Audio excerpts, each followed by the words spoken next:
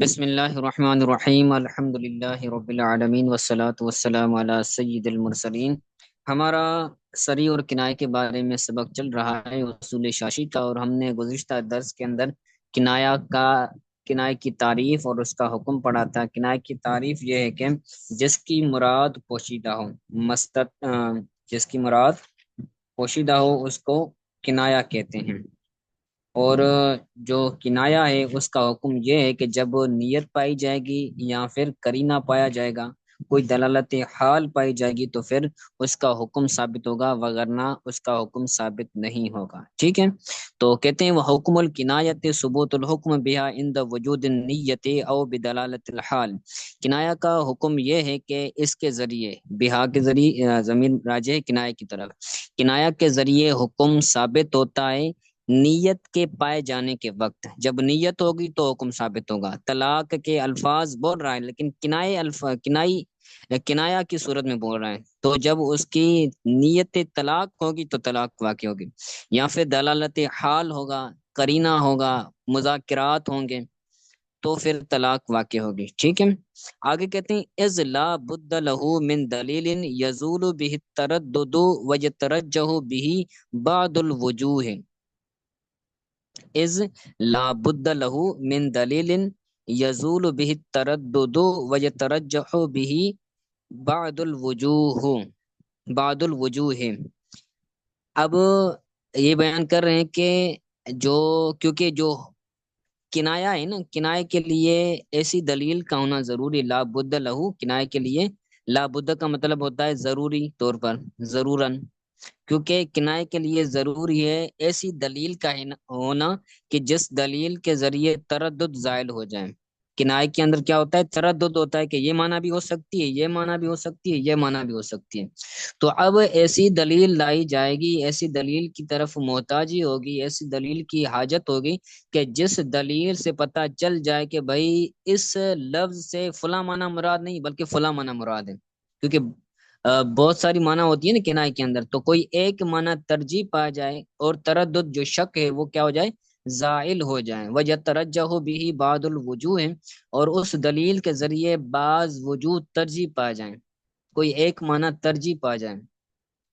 ٹھیک ہے، تو اس لیے اس نیت کا، اس دلالت حال کا ہونا ضروری ہے تاکہ بعض جو وجوہ ہیں وہ ترجیح پائیں، اور جو تردد ہے، وہ جو شک ہے وہ کیا ہو جائیں؟ زائل ہو جائیں۔ وَلِهَذَا الْمَعنَى سُمِّيَ لَفْظُ الْبَيْنُونَةِ وَالتَّحْرِيمِ كِنَایَةٌ فِي بَابِ الطَّلَاقِ لِمَعنَى التَّرَدُّدِ وَاسْتِتَارِ الْمُرَادِ۔ اس معنی کی وجہ سے، وَلِهَذَا الْمَعنَى، اس معنی کی وجہ سے جو بینونت کا لفظ ہے اور جو تحریم کا لفظ ہے وہ طلاق کے باب میں کنایا بنا گیا ہے۔ سمیہ لفظ البینونت کنایتن، یہ جو ہے وہ مفعول بھی بنے گا سمیہ فعل کا۔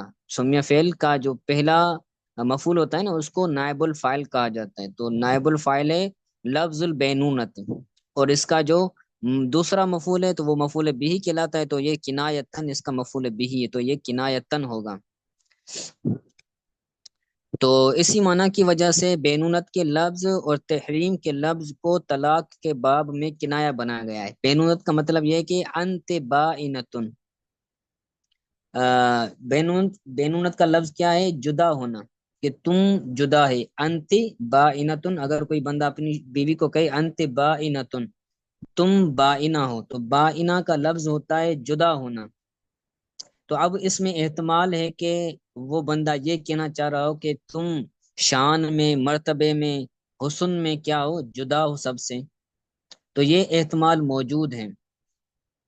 ٹھیک ہے، اسی طرح تحریم کا ہے کہ انت علی حرام، تم مجھ پر حرام ہے، تو اب حرام بمعنی عزت بھی ہو سکتا ہے، جیسے مسجد الحرام بولا جاتا ہے تو وہاں پر عزت والی معنی مراد ہوتی ہے۔ تو اسی طرح انت حرام کہہ کر وہ بندہ یہ مراد لے رہا ہو کہ تم مجھ پر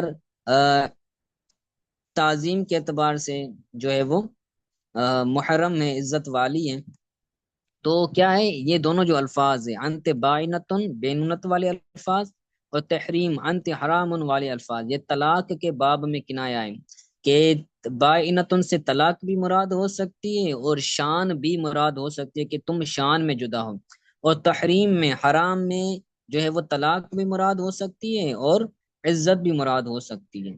ٹھیک ہے، کیوں بنایا گیا ہے طلاق کے باب میں کنایا کیوں بنایا گیا ہے ان کے الفاظ کو؟ لمانہ تردد، تردد کی معنی کی وجہ سے اور مراد کے پوشیدہ ہونے کی وجہ سے کہ اس کی مراد کیا ہے وہ پوشیدہ ہوتی ہے، تردد ہوتا ہے معنی کے اندر۔ لا انہ یعمل عمل الطلاق، اس لیے ان کو کنایا نہیں بنایا گیا کہ ان پر طلاق کا عمل کیا جاتا ہے، انہ یعمل عمل الطلاق، کہ طلاق کے عمل کے مطابق ان پر عمل کیا جاتا ہے، کہ یہ جب الفاظ بولے جاتے ہیں تو ان سے طلاق مراد لی جاتی ہے، اس وجہ سے ان سے طلاق مراد نہیں لی جاتی، کنایا مراد نہیں لیا جاتا، بلکہ تردد کی معنی کی وجہ سے کنایا بنایا گیا ہے۔ ٹھیک ہے، آگے کہتے ہیں وَيَتَفَرَّعُ مِنْهُ حُكْمُ الْكِنَایَاتِ فِي حَقِّ عَدَمِ وِلَایَةِ الرَّجْعِیَّةِ، اور اس حکم سے یعنی بینونت کے الفاظ استعمال کرنا، تحریم کے الفاظ استعمال کرنا، جب یہ بندہ جو ہے وہ یہ الفاظ استعمال کرے گا انت بائنتن یا پھر انت حرامن، جب یہ الفاظ استعمال کرے گا تو اس سے کنایات کا حکم کیا ہوگا؟ متفرع ہوگا، فی حق کی عدم ولایت الرجعیت، طلاق رجعی کی ولایت کے نہ ہونے کے حق میں، کہ جب بندہ کنایا الفاظ بولتا ہے تو اس سے طلاق بائنہ مراد لی جاتی ہے۔ اگر کوئی بندہ کہے انت بائنتن، تو اگر وہ طلاق کی نیت کرے گا تو اب اس سے طلاق رجعی واقع نہیں ہوگی بلکہ طلاق بائنہ واقع ہوگی، تو کنایا کا حکم اس سے متفرع ہوگا رجعی طلاق کی ولایت کا حق نہ ہونے میں۔ جو بندہ ایسے الفاظ استعمال کرے گا تو اب جو طلاق ہوگی وہ طلاق بائنہ ہوگی، رجعی نہیں ہوگی۔ ٹھیک ہے، ولی وجود معنی تردد فی الکنایت لا یقوم بها، اب یہاں سے ایک اور معنی بیان کرتے ہیں کہ جو کنایا ہوتا ہے نا، کنایا کے اندر تردد ہوتا ہے، شک ہوتا ہے، اور جو سزائیں ہوتی ہیں، جو عقوبات ہوتی ہیں، وہ شک کی بنا پر واقع نہیں ہوتی۔ اگر کسی بندے کے بارے میں شک ہو کہ ہو سکتا ہے اس نے چوری کی ہو، اور یہ بھی اگر اسی طرح اگر کسی بندے کے اندر یہ شک ہو کہ اس نے زنا کیا ہو، تو اب اس بندے پر جس کے بارے میں شک ہے تو اب کبھی بھی اس پر چوری کی حد نہیں لگ سکتی، چوری کی سزا اس کو نہیں دی جا سکتی۔ اسی طرح جو بندہ زنا کرتا ہے تو زنا کی جب اس پر شک ہو تو اب شک کی بنا پر اس کو زنا والی سزا نہیں دی جا سکتی، کیونکہ جو شک ہوتا ہے شک کے ذریعے کبھی بھی عقوبات سزائیں ثابت نہیں ہوتی۔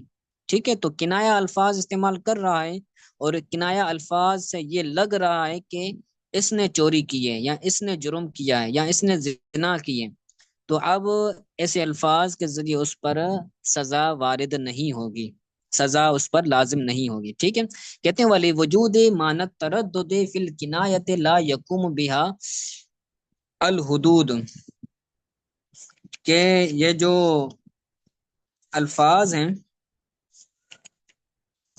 تردد کی معنی کے پائے جانے کی وجہ سے، لوجود المعنی تردد فی الکنایات، کنایا کے اندر تردد کی معنی ہونے کی وجہ سے اس کنایا کے ذریعے عقوبات جو ہیں وہ ثابت نہیں ہوتی، عقوبات قائم نہیں ہوتی، لا یقوم بہا، اس کنایا کے ذریعے قائم نہیں ہوتی حدود، حدود عقوبات مطلب حدود سزائیں، یہاں تک کہ وہ اقرار کر لے اپنے آپ پر، وہ ایسے الفاظ استعمال کر رہا ہے جن سے لگ رہا ہے کہ اس نے زنا کیا یا اس نے چوری کی ہے،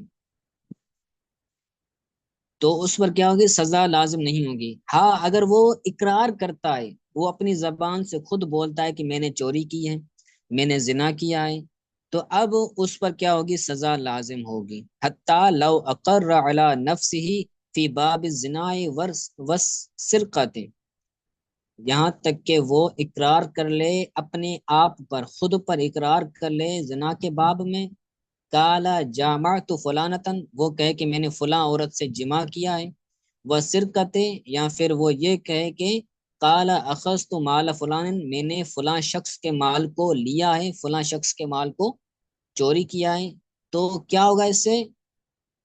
جو ہے وہ سزا وارد ہو جائے گی. لا یقوم علیہ الحد ما لم یذکر ما لم یذکر اللفظ صریح ہے، کہ جب تک وہ صریح الفاظ ذکر نہ کریں تب تک اس پر حد قائم نہیں ہوگی.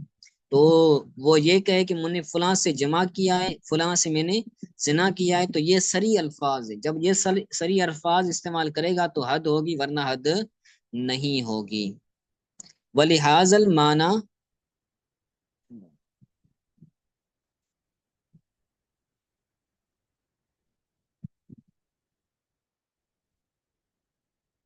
جی کہتے ہیں کہ ولہذا المعنی لا یقوم الحد علی الاخرس، اسی معنی کی وجہ سے. کون سی معنی؟ تردد والی معنی.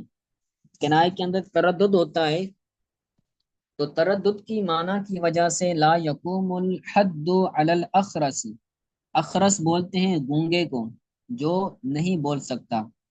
تو تردد کی وجہ سے گونگے شخص پر حد قائم نہیں ہو سکتی بالاشارت، اشارے کے ذریعے. وہ بندہ جو اخرس ہے، جو گونگا ہے، جو بول نہیں سکتا، وہ اگر اشارے کے اندر کہے کہ میں نے چوری کی ہے، یا پھر وہ یہ کرے کہ میں نے زنا کیا ہے، تو اگر وہ اشارے سے کہتا ہے تو اب اشارے کے ذریعے جو ہے وہ حد لازم نہیں ہوگی. لا لا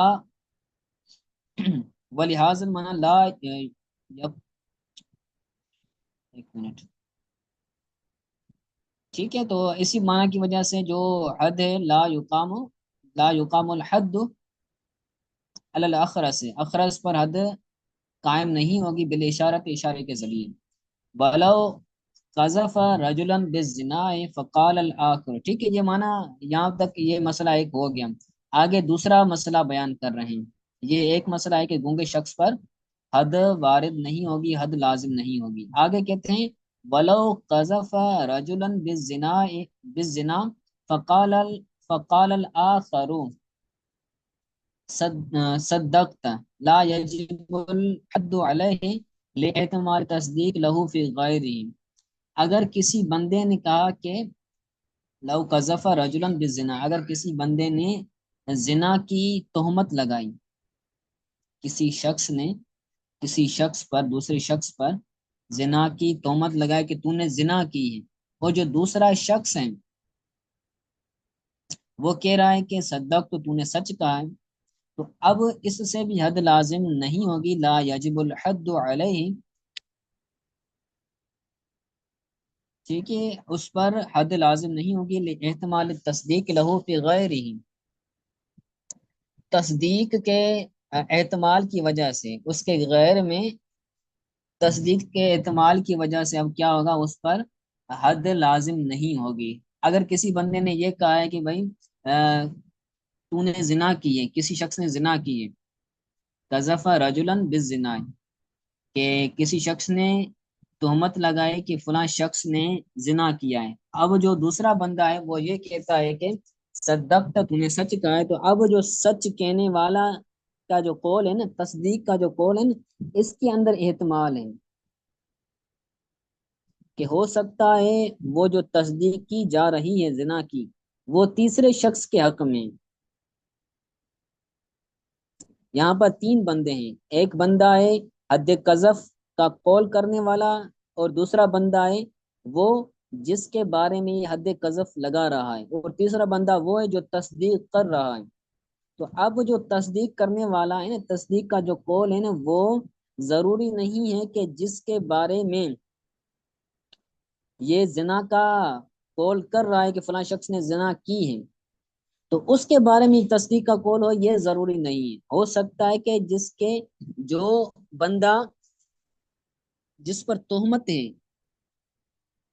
اس کے بارے میں وہ کہہ رہا ہو کہ بھائی یہ بندہ سچا ہے، یہ بندہ ایسا کام نہیں کر سکتا.